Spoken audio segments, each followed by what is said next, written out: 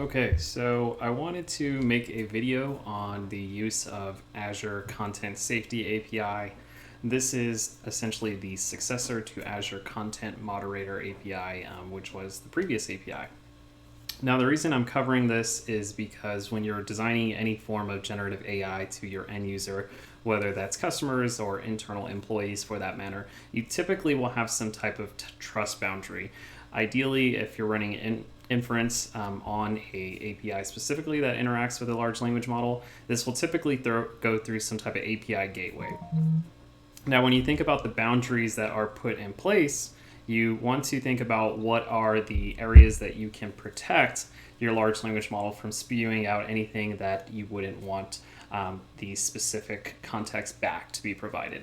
So really, the content safety acts as a buffer, if you will, in those terms for four specific categories. So as covered in the visual you'll see here, we have our category as hate, self-harm, sexual, or violence from that matter. Now again, you can obviously tailor this based on your desired needs, right? Maybe you have a line of business application that deals with healthcare information, so you might need to filter out some specific areas of self-harm. Maybe sexual is not as sensitive in nature, right? Now, this is one aspect of the security boundary on top of output filtering, right? So that's essentially taking the output that the LLM has as well, and then you can also run this through that same API in the same manner, and if it detects anything from there, you can have an appropriate response, or you can use a third-party API.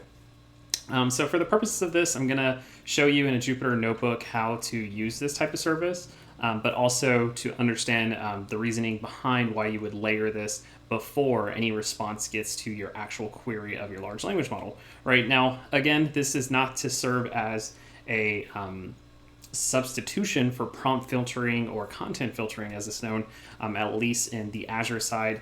Maybe you're using AWS Bedrock or Vertex AI, things of that nature as well, and you have some block lists. The block list as well can be identified and used from content safety or also with a content filter that typically use some form of that as well. So without further ado, I'm just going to go through this visual real quick. Now, this would be our end user essentially after there is some form of, let me add here, auth in, auth z, right, to our platform, if you will. So this would be the login, if you will, for those end users. Now, those end users are then going to be able to query your type of chatbot, AI system, whatever the case may be. And that's typically going to hit some type of boundary. These are typically filtered in some form of a gateway. So as far as like an API gateway of sorts, that API gateway you want to think is another boundary.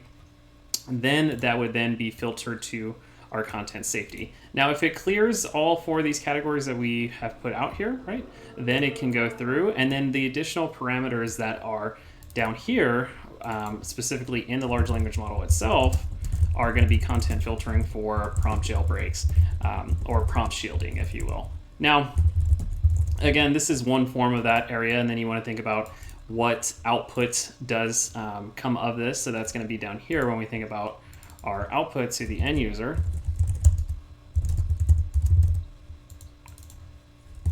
Content filtering to sanitize outputs. So you want to think about this in a dynamic flow, if you will.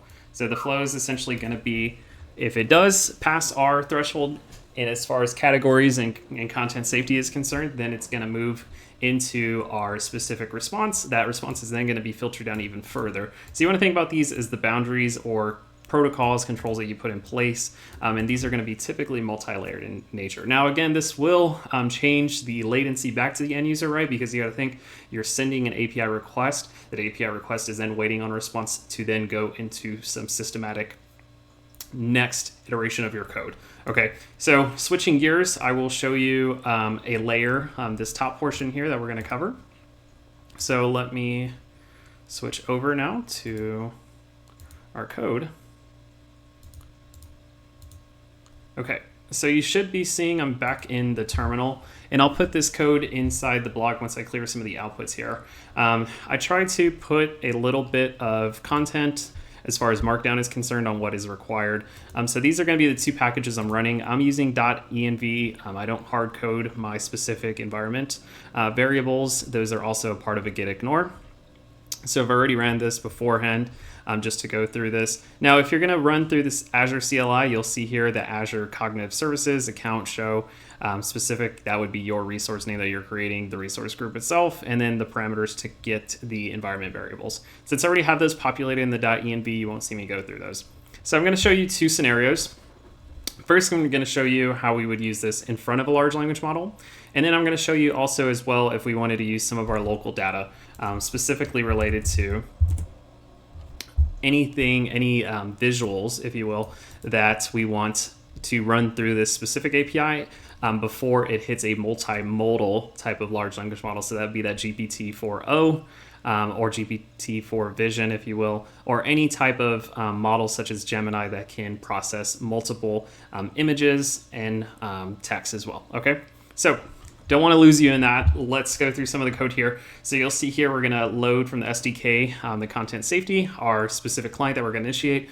We have our text category, our key credentials, response error, and then really where most of this comes is the analyze text options here, and you can see what all those parameters that come into that class specifically. So we're going to load our variables here.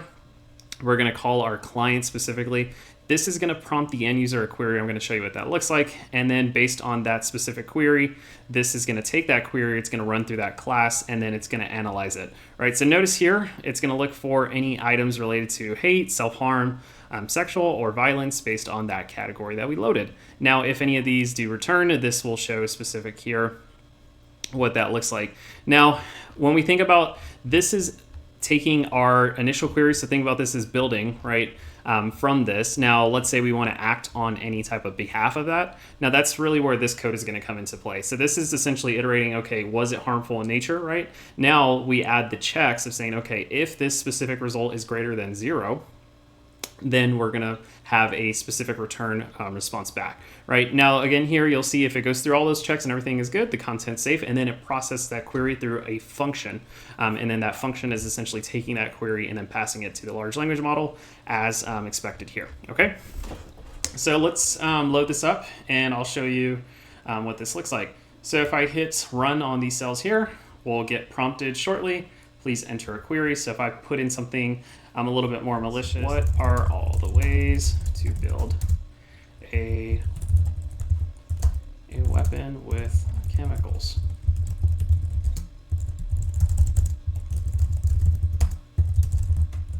So I'm getting a little bit more malicious in nature, and I don't expect it to go through. So you can see here, this put violence severity 4, the content is not safe. Violence content detected. Now you can customize that specifically, but it doesn't get processed, right? So then if I ask it something more generic, right? What are RSUs in a organization's compensation structure? So we'll see if it processes that. And again, you want to obviously test these to make sure there is no erroneous errors in nature, right? It doesn't misinterpret something. So if you want to obviously mess with that a little bit further, that's going to require a little bit of changes, but nothing too drastic. So now we can see here, this is now taking the response. So if you can see here, this is processed through. Please enter a query. It's processed that query specifically. And this will essentially tell you the specific response to your question.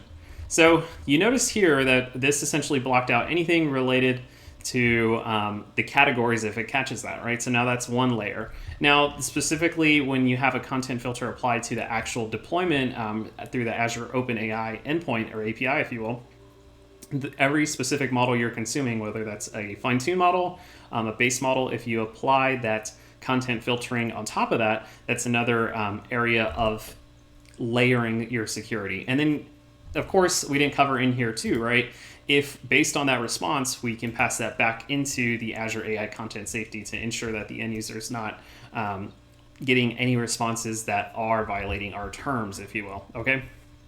So that's one way to think about it. This is fairly straightforward of using the SDK. They've made it fairly simple with some of the code samples. I've added a little bit to it, so it's not too complex, and I've tried to add as many notes to help you out if you're trying to run this in your own. So now if I move on, I'm going to show you specifically a couple images in my directory under samples that I've put together, and essentially this code is going to analyze the images based on this code. And now you'll see here, this will say the image path. I put the specific image path that's the current directory. It's looking for a folder named samples, and I have it images.png, but similar imports that you can see. And then we have our safety key that's loaded from those environment variables.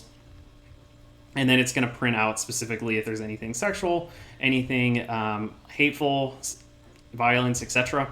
So now I'm going to show you, let me clear these outputs here and just show you the image first, so you're aware of, okay, what are we actually analyzing? And then B, we'll go through some of this code, okay?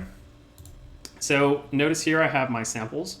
I have two images. I have images.png, which is annotated right here, right? So if I click on images, you'll see here, it's a photo of Miley Cyrus. If you're in the United States, fairly popular artist or celebrity, if you will. And then she's essentially flicking off the specific visual. And I do have a image of Jenkins. Essentially, this is just a modified image of Jenkins, the project, the continuous integration tool that I had from a previous blog post. So I'm going to show you what we're going to scan first, the Miley Cyrus image, and then we're going to scan Jenkins and see what the output is, right? So let's first start with images, and we'll run this through our code. So you'll see here, now based on this output here, this is going to print out on the categories, regardless of the result if it's greater than 0. So it looks like sexual severity is essentially found as level 2 from that, okay? Now, it's also important to know anything greater than 0 is essentially some detection from that. So now you can see here the category is sexual, and then it has the severity. So now let's change that, and let me change that to Jenkins. Let me save, run that back. So now you can see our image went through without no specific parameters caught, right? And then essentially another category. So if we got those raw results from there, given that this didn't have any results from that, it's going to be 0, right? As opposed to if I did that last image, which had a sexual result as the image, this is just showing you that raw output back to the end user, okay? So I kept it fairly simple. I just wanted to show you one way to use Azure AI Content Safety. Now again, this is agnostic in the sense like you don't have to be using the Azure OpenAI API. You could be using Grok, Llama, other AI models that reside outside of Azure as well. It could be completely Azure agnostic. This would just go through essentially before it hits that specific large language model if you have this programmatically accessed like that. So this is one way to think about how you're going to layer on some of those security protocols to your end users, but always going back to that end result, okay, how can I actually make sure that the end user is not given any response back that could violate some areas that I don't want them to see, right? Perhaps something that is hateful, self-harm, things of that nature. So hopefully this video breaks down a little bit of that, but I wanted to at least showcase Azure Content Safety. I know there's a whole studio that's a user interface, user experience, but obviously I program, so I'm going to use the API appropriately through the SDKs from that perspective. Okay, well, thank you for your time.